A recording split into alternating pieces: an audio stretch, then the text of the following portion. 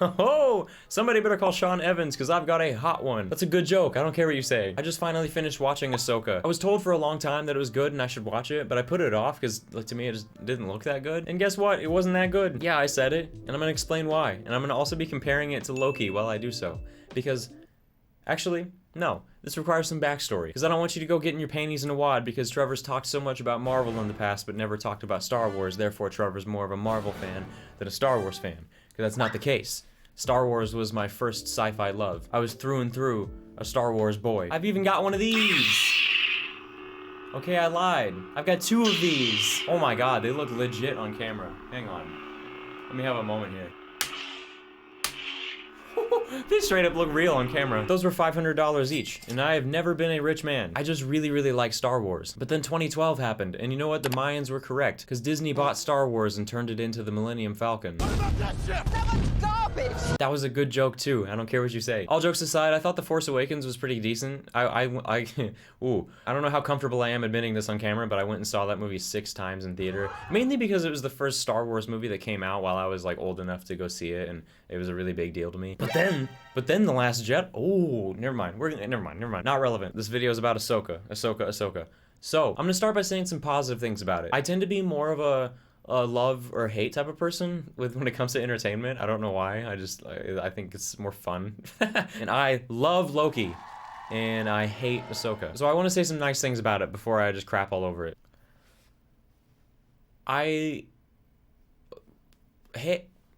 Hayden Christensen. Yeah, the episode with Hayden Christensen. The episode with Anakin, I know he was in like 3 episodes or so technically, but you know which episode I'm talking about. The main episode where Anakin was in it throughout the whole thing and they fought a couple times. That episode was really badass. Completely disjointed from the story. I don't know what relevance it had really, if any. It barely felt like Ahsoka's show. It could have just as easily been called Sabine?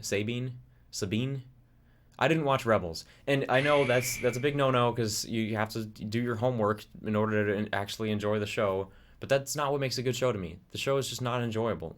Hang on, I'm supposed to be saying nice things. The latter half of the show really wasn't that bad. I really like some of the Star Wars-isms that were added. Not necessarily added, because there's been witches and stuff, and for some reason they didn't bring Marin into it. I wanted to be marinated. Some of the lightsaber fighting got better. It still falls victim to the weird, clunky, slow sequel trilogy type of fighting, where it just feels like they're fighting with broadswords or something. But some of the fights were pretty decent. I also really liked that moment whenever the big ship went into hyperspeed and it caused some X-Wings to like collide into each other. I don't think I had ever seen that before. And the zombie stormtroopers were pretty neat. But the fact that these are the nice things that I'm saying about the show indicate a problem to me. I was devastated whenever the last episode ended, not because I wanted more, but because nothing happened whatsoever. Some people changed locations, Ezra got back home, and Thrawn was now moving forward with this plan. It was like, what was the point of the show? What was the point? Someone please explain to me. I'm being a little bit dramatic, but it certainly wasn't to have a good old Star Wars-y time, because the acting, the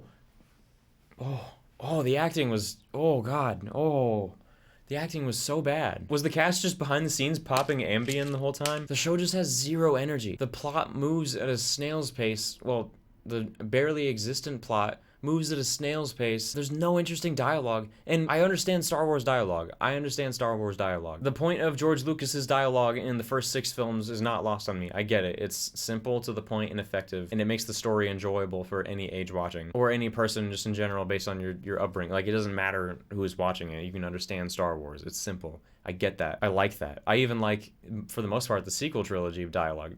Minus The Last Jedi. Whoa, don't let me talk about The Last Jedi. Ahsoka doesn't do that effectively. The dialogue is just crap. I don't know what else to tell you. It's just crap. Especially every word that comes out of Sabine. I cannot believe she didn't die in the first episode when she gets stabbed. I cannot believe she didn't die. And I cannot believe she didn't die every single time she interacted with anybody in the future, because I would, oh god, I hate her so much. I don't even know what the show was trying to get me to feel towards Sabine. First of all, she has the most Disney-fied bad girl vibe ever, with her stupid Halloween hair and her cringy ass lines. Like me, this kind of droid is incredibly resilient. She's just a jerk to everybody too. The droid that the old lightsaber builder, he was like my favorite character in the show. And he's clearly the oldest and smartest person there, but Sabine just keeps shitting on him for no reason and not trusting him. He's a no-nonsense guy. And then Sabine screws over everybody in a weird, selfish decision that makes no sense, and then sees no repercussions from it. Ever. The one and only possible interesting story thread just fizzled away by the end. I don't understand. I don't understand what the goal of the show was. I don't understand what the point of the show was. And you can't tell me that, oh, it's a continuation of Rebels. You have to watch Rebels for it to make sense and like it. That doesn't excuse the lack of entertainment. If you take a person who's never seen a single Marvel movie and just plop them in any of them, besides the obviously bad ones, Marvel has their bad movies, but for some reason, they're held to a much different standard than Star Wars for fans to like it. If you take a layman and drop them into Civil War, for instance, they would have a great time. That movie's just fun and games. Not really, but it's sticky. There's a stickiness that you can't deny. That even when you're confused and don't have the lore, is always understandable in good art and good media. Oh god, I forgot to even talk about the camera. The camera doesn't move. The camera doesn't move in Ahsoka. It just zaps all energy out of the show. There's no passion. Every shot is lingered on for so long, especially after a character says something that's, I guess, supposed to be emotional, but is just delivered by a plank of wood. This is nothing against the actors. I'm sure they were doing what they were told. But Hayden and Rosario were great. If they would have actually made the show about Ahsoka, it would have been great. And I'm sorry, I don't think Thrawn is a very threatening enemy. There was no exciting or worrying trajectory for a problem, because none of the bad guys were intimidating. The most intimidating people were the witches. And the only death in the show, look, it's Star Wars. It's about war. I need people to die. I need chaos. Nobody died. Like, no one. You're supposed to kill somebody off in the second to last episode to build a lot of tension for the finale, and then shit's supposed to hit the fan. There was no shit hitting the fan. There was no shit. There was no fan. God has taken my shit and my fan. I know the one lady died, but that didn't feel like it counted. Like that character was not built up. Maybe she's in Rebels, I don't know, but there was no importance put on her in this show. And don't come at me with the, oh, it's geared towards a younger audience. It's for kids. There is so much entertainment for kids. Ever heard of a little company called Pixar? Oh, you haven't? Pixar? Maybe I should look that up. But since I'm comparing it to Loki because it's the most recent show, and in my opinion, possibly the best Disney Plus show, you might be saying I'm comparing apples and oranges, but here's the thing. The apple and the orange are both owned by Disney and both diamond encrusted.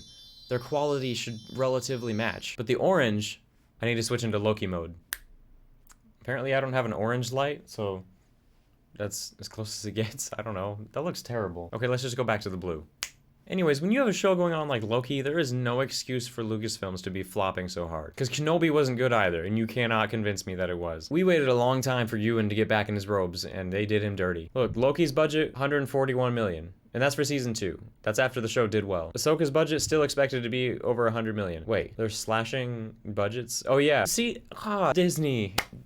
You frustrate me, Disney. They act like everybody's just losing interest in Star Wars for no reason. Like it's our fault. Like we just stopped caring about Star Wars. Literally, if you had not made a single thing after obtaining the property, if you would have just pushed the original 6, you'd still be able to milk that cow for as long as you wanted. Everybody loved Star Wars. But they tell us year after year, basically since The Last Jedi, that their movies are good and their shows are good when they're just not. Mando is pretty good. I like Mando. Rogue One, everyone likes that scene from Rogue One. I think Rogue One's a little bit boring, but that scene kind of makes up for the whole movie. But despite Marvel's flops, they're still able to pull it together sometimes. Maybe they should have just ended with Endgame. That would have been a fine cap to the story. Or at least wait like 5 actual years. Just give it a break. But they came back relatively strong at the beginning. WandaVision was really compelling and unique and pretty good. I made it through Captain Falcon without too much suffering. And then Loki was just hands down amazing. Loki was so gripping and whimsical. Apparently there's some writers or directors from Rick and Morty, and I feel like that really shows. The show has such a fun and zany yet grounded feel. And I swear to God, you can take any part of that show and it'll blow Ahsoka out of the water. The acting is just incredible. The on-screen chemistry that Tom and Owen have